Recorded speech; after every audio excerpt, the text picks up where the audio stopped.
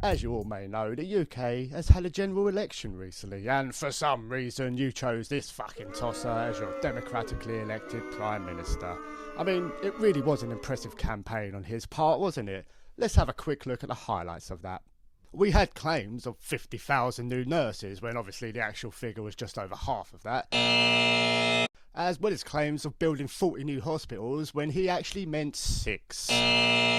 Apparently, child poverty has lowered under the Tories, when in fact it has increased by 500,000 since they took over. And of course having no problem being interviewed by anyone called Andrew at the BBC, only to go on to be the sole main party leader not to be interviewed by Andrew Neil.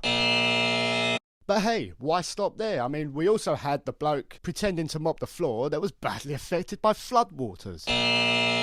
Caught taking a journalist's phone who was trying to show him a picture of a sick child lying on a hospital floor. Threatening to re-evaluate Channel 4's broadcasting licence in retaliation for the network replacing him with a block of melting ice during the climate change debate that he refused to show up for. And resorting to hiding in a fridge to avoid being interviewed by ITV. But maybe we're being a bit too hasty in slagging old Boris off. I mean, he has just vowed to write into law the prospect of investing £34 billion into the NHS, so the odds of it being part of a trade deal with the US must be pretty slim, right? In related news, Tory MP Dominic Green has suggested implementing an insurance scheme for those that can afford it to fund social care.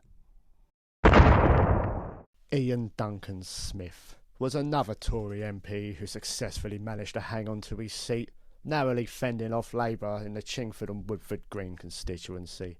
However, the former Work and Pensions Secretary was rather disgruntled by what he described as the nastiest campaign he's ever known, supposedly on the part of efforts by the pro-Labour activist group Momentum.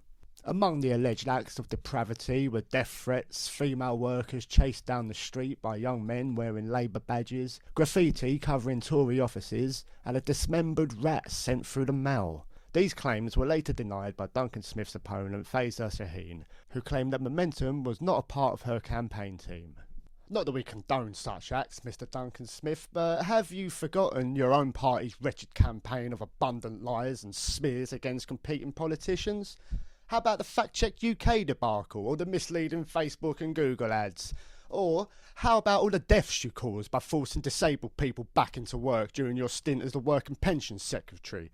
And generally making everyone's lives fucking miserable. Starting to ring a bell, Ian? Evening Standard editor George Osborne has recently launched a campaign to tackle homelessness in London. Yeah, you heard that right.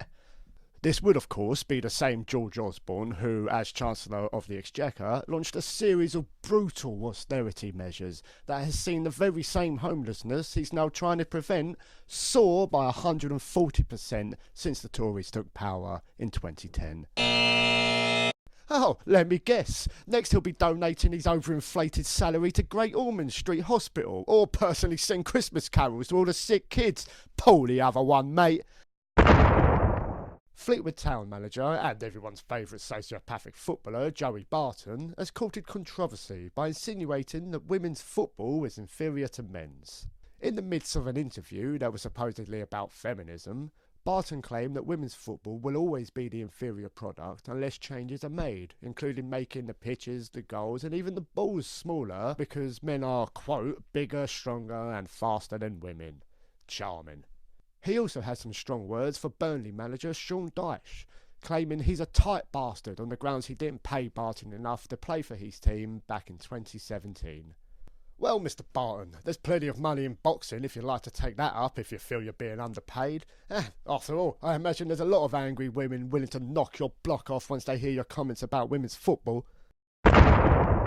Teenage climate change activist Greta Thunberg has claimed Time magazine's Person of the Year award, leading to this guy here, the son of a bitch who calls himself a president, publicly disparaging her via Twitter because of course he did. Captain Gobshite tweeted that Thunberg had an anger management problem and that she should instead chill out with some friends and watch a film. He also claimed that he didn't even want the award anyway and turned it down. We caught up with Mr. Trump to comment on why he likes to cyberbully little kids. I don't care.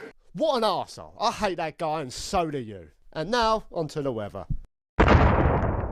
As you've probably noticed by now, the weather patterns are getting increasingly erratic due to runaway climate change. All thanks to the likes of Donald Trump, son of a bitch. Thank you for watching this News Roundup special. Take care of yourself, take care of each other, and happy Christmas.